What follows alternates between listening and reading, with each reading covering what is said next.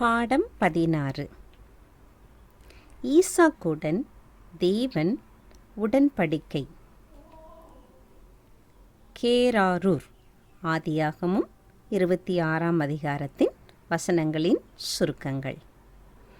கேராரூரில் முதல் முறை பஞ்சம் மிகுதியானதால் பெலிஸ்தருக்கு ராஜாவாகிய அமலேக்கினிடம் போய் கேராரில் குடியிருக்கையில் கர்த்தர் கொடுத்த உடன்படிக்கை. ஆதியாகமம் 26:4-5 காண முடியும். ஆபிரகாம் கீழ்ப்படிந்தபடியினால் உன் சந்ததிக்குள் ஆசிர்வதிக்கப்படும். கேராரூரில் ஈசாக்கின் விளைச்சல் 100 மடங்கு பலன் கிடைத்தது. கேராரில் மேய்ப்பர்கள் ஈசாக்கின் மேய்ப்பர்கள் 3 முறையாக வாக்குவாதம் ஈடுபடுகின்றனர். ஈசாக்கு விட்டு கொடுத்தான். 4வது முறை அந்த இடம் ரெகபோத் என்று பெயரிட்டான். பின்பு பெயர்சேபாவுக்கு போகிறார். அங்கே 2வது முறை கர்த்தர் ஈசாக்குக்கு உடன்படிக்கை கொடுக்கிறார். 26-24 பெயர்செபாவில் உடன்படிக்கையின் சாராம்சம் என்ன?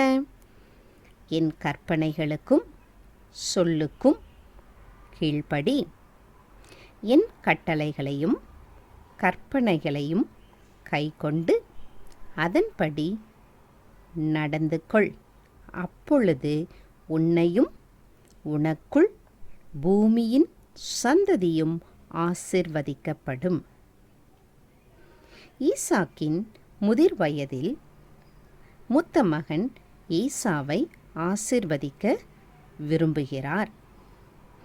ஆனால் தாய் ரெபெக்காளின் தந்திரமான ஆலோசனையால் யாக்கோபு ஆசிர்வாதங்களை பெற்றுக்கொண்டு தனது சகோதரனை 2வது முறையாக ஏமாற்றுகிறான்.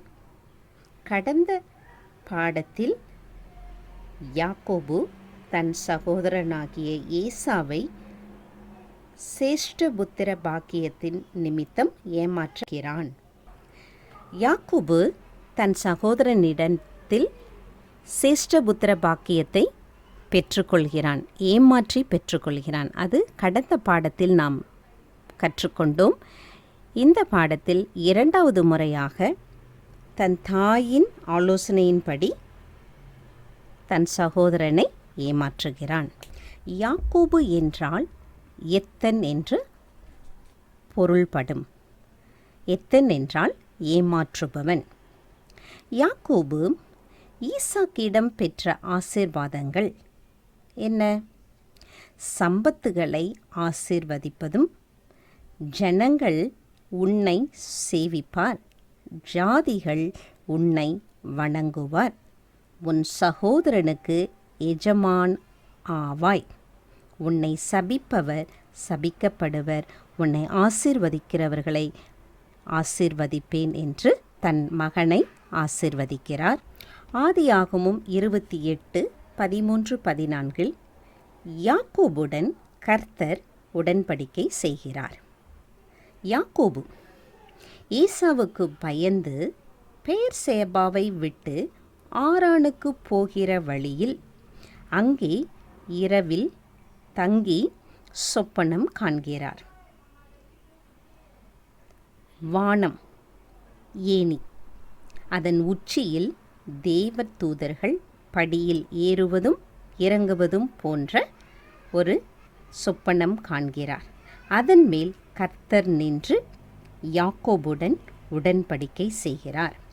ஆபிரகாமின் தேவனும் ஈசாக்கின் தேவனும், இந்த பூமி உனக்கும் உன் சந்ததிக்கும் தருவேன், உன் சந்ததிக்குள் பூமியின் வம்சங்களெல்லாம் ஆசீர்வதிக்கப்படும் என்றார்.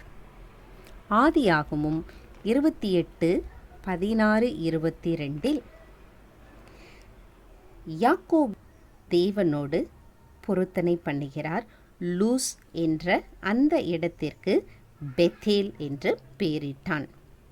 வானத்தின் வாசல், திரும்பி வரும்போது தசம பாகம் தருவேன்.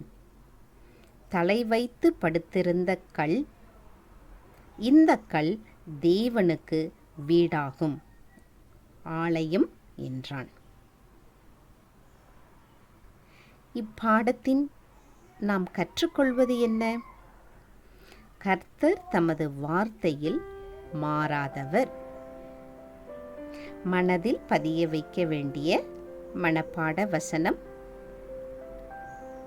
பழைய ஏற்பாட்டு புத்தகத்தில் 1 சாமுவேல் 15:29, ஏசாயா 48:18 ஆக 2 வசனங்களும் முடிந்த அளவுக்கு மனதில் பதிய வைக்க பிரயாசப்படுவோம். 1 சாமுவேல் 15:29.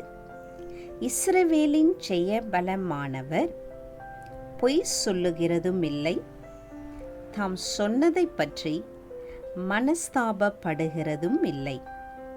மனம் மாற அவர் மனுஷன் அல்ல என்றான். ஏசாயா 48:18.